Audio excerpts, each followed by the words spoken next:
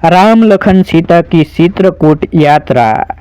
दूसरे दिन प्रातःकाल संध्या उपासनादि से निवृत्त होकर राम लक्ष्मण और सीता ने चित्रकूट के लिए प्रस्थान किया। वे यमुना नदी के किनारे पहुंचे। चित्रकूट पहुंचने के लिए यमुना को पार करना आवश्यक था। यमुना का प्रवाह अपने पूर्ण यौवन पर था। उसमें गंभीर जलधारा अति वेग के साथ प्रवाहित हुए जा रही थी। यमुना के इस प्रचंड प्रवाह को देखकर सीता आनंदित हो उठी। वे विचार करने लगी कि इस वेगवान जलधारा को भला मैं कैसे पार कर सकूंगी। यहाँ तो कोई नौका आदि भी दृष्टिगत नहीं होती।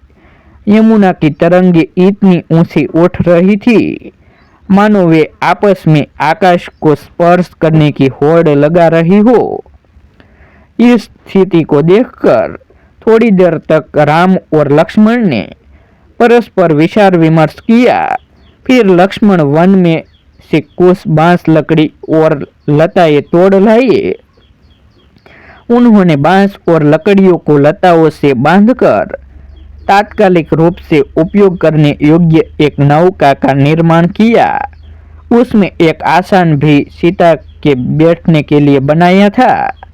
फिर उन्होंने नौका को यमुना में उतार दिया। रामचंद्र ने सीता को भुजाओं में उठाकर उस नौका में बिठाया। अपने तथा लक्ष्मण के वक्कलों को भी नौका में रख दिया।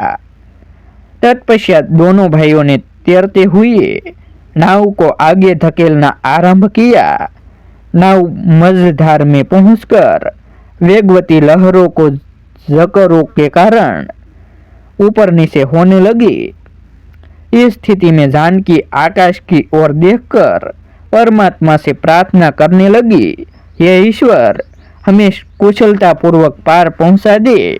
मैं यह व्रत लेती हूँ कि वनवास की अवधि समाप्त करके लौटने पर मैं यहाँ यज्ञ करूंगी। कुछ ही काल में समस्त बाधाओं को पार करती हुई नौका यमुना के दूसरे तट पर पहुंच गए।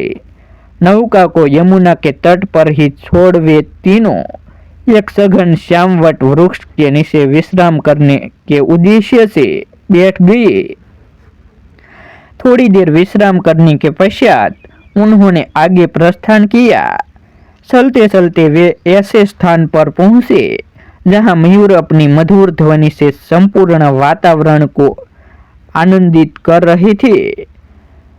युद्ध बनाए हुए वानर वृक्षों की शाखाओं पर संचलता पूर्वक उछल रहे थे।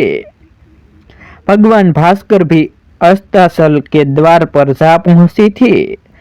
लालिमा से युक्त सूर्य की रतिम किरणों पर्वत की चोटियों को स्वर्णमय बना रहे थे। कुछ ही काल में सूर्यदेव ने अपनी किरणों को समेट लिया। चारों ओर अंधकार व्याप्त होने लगी। सीता तथा लक्ष्मण की सहमति प्राप्त कर राम ने वहीं विश्राम करने का निर्णय किया। वह अति रमणीक स्थान यमुना के समतल तट पर स्थित था। सबने यमुना में स्नान किया और उसी के तट पर संध्योपासना की। उसके पश्चात लक्ष्मण ने राम और सीता के लिए तृण की शैयाओं का निर्माण किया और वही उन्होंने रात्रि व्यतीत की। रामायण का अगला भाग देखने के लिए हमारी YouTube चैनल सब्सक्राइब करें, वीडियो को लाइक करें और अपने मित्रों के साथ शेयर करें।